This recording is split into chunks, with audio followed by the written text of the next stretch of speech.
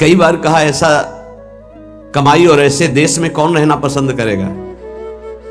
किसी भी देश में अगर ऐसी पद्धति हो कि आप यहां आइए, आपको घर मकान भोग सामग्री सब मिलेगी, बहुत ध्यान से सुनिए, पर जब आप हमारे देश से जाएंगे तो आपका कपड़ा तक उतरा लिया जाएगा। सब सुविधाएं मिलेगी, जब जाओगे तो कपड़ा तक उतरा लिया जाएगा। अब आप ऐसे देश में रहना पसंद करेंगे? ऐसे देश की कमाई पसंद करेंगे? कोई भी बुद्धिमान नहीं पसंद करेगा। और आप ऐसे ही देश में हैं जिसका नाम मृत्यु लोक है। कपड़ा तो कपड़ा रहा, आपका शरीर भी छीन लिया जाएगा।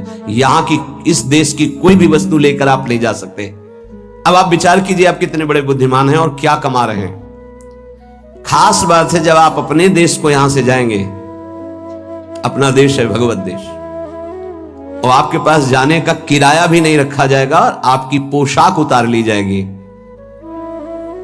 तो आपका यहां शरीर भी छीन लिया जाता है, शरीर संबंधी छीन लिए जाते हैं, बैंक बैलेंस छीन लिया जाता है, प्रॉपर्टी छीन ली जाती है। अब आपके पास रहा क्या?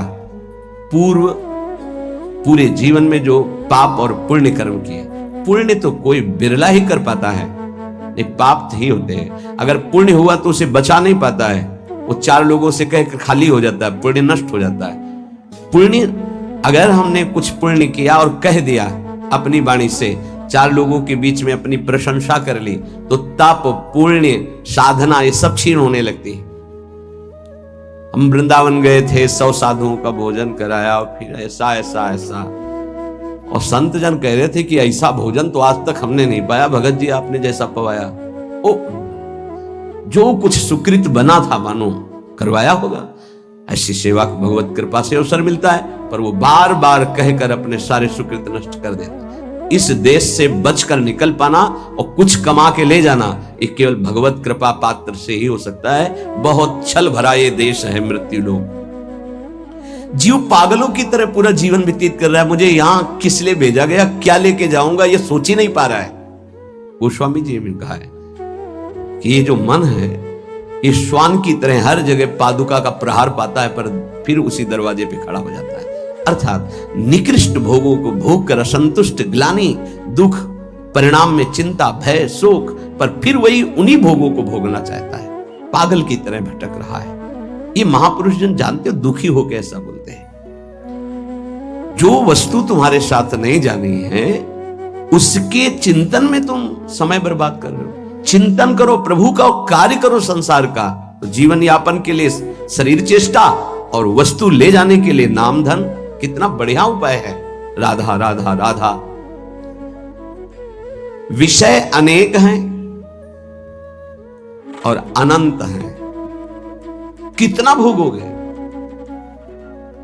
भोगते भोगते मर गए, फिर जन्म हुआ, फिर भोगते भोगते मर जाएंगे, कुछ आते नहीं लगेगा। बड़ा विचित्र खेल है, बड़ा विचित्र खेल। भगवान की असीम कृपा है, जिनको भोगों से विरक्ति मिल गई है या जबरदस्ती बचे हुए, बिनु अवसर भयते राजोई,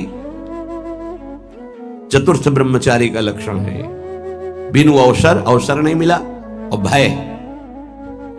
भयभीत है, इसलिए वो नहीं भोग रहा। तो बिनु अवसर भयते रह जोई, ये चौथे में।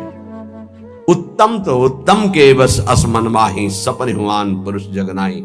अपने प्रीतम प्रभु के सिवा उस स्वप्न में किसी और को कितना भोगोगे, अनंत विषय। कल एक भगत बड़ा मस्त, सब हंस रहे थे लेकिन कोई फर्क उसको नहीं था, गंभीर मुद्रा में बैठा। उसने कहा, हमने ठाना है 1.25 घंटा नाम जप करता हूं और बढ़ाऊंगा, सत्संग आपका सुनता हूं, पर 1 लाख सुंदरी स्त्रियां चाहिए मुझे। हमारे तो होश उड़ गए भाई कि ऐसा प्रश्न करता आया, भगवान ने भेजा। पर अपने को सबका आदर और दुलार, मेरी लाडली जो ऐसी है, करुणा करुदार, नहीं तो 1 सेकेंड में कि आप कृपया बाहर होइए, यहां कोई भगवत चर्चा कीजिए। लेकिन अच्छा पॉइंट ये था कि वो नाम जप करता था, उसके अंदर आशा थी। देखो वासना की कितनी भूख बड़ी हुई, पर वो बहुत गंभीर हो, ऐसा नहीं कि कोई इधर देखने सुनने लायक हो।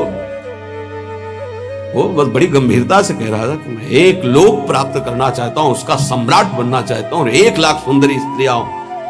वो नहीं बोल रहा है, उसका भोलापन है, अज्ञान जिसे कहते हैं।